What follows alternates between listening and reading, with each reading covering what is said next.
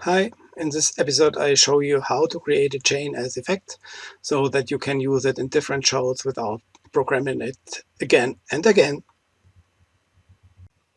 Hi, you may know that there are different possibilities to create a chain, but most of them are, or two of them are only useful when you work with change and you need it only in the script, so you can place a single effect here.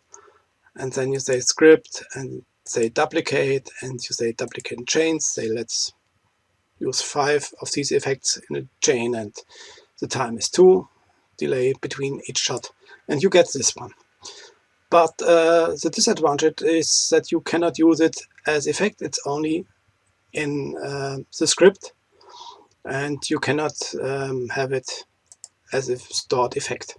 Same is when you place different effects on the timeline. Yeah.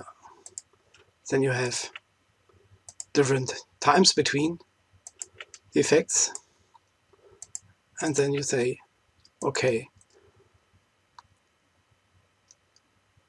combine as chain. I had to mark them, sorry, script,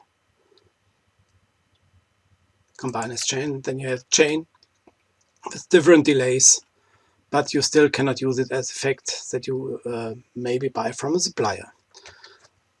To do this, yeah, there's a new possibility. You can mark now all effects, and then you can say effects, create chain effect by combining selected items, and then it says okay, total effects 5, all effects are usable in chain.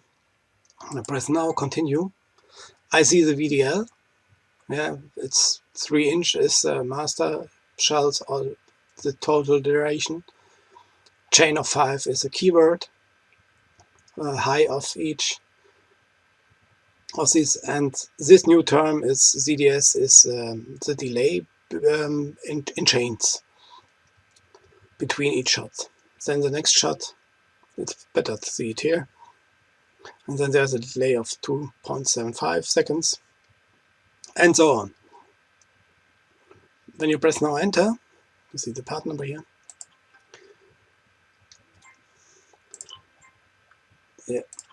It's added as effect in your local database, and so you can now use it simply and repeat it. So this is a very nice possibility if you buy fixed chains from your supplier. You can create it as effect now in the database and use it in every show you want. Of course, it's also possible to use new keywords and create an effect like this, and you type VDL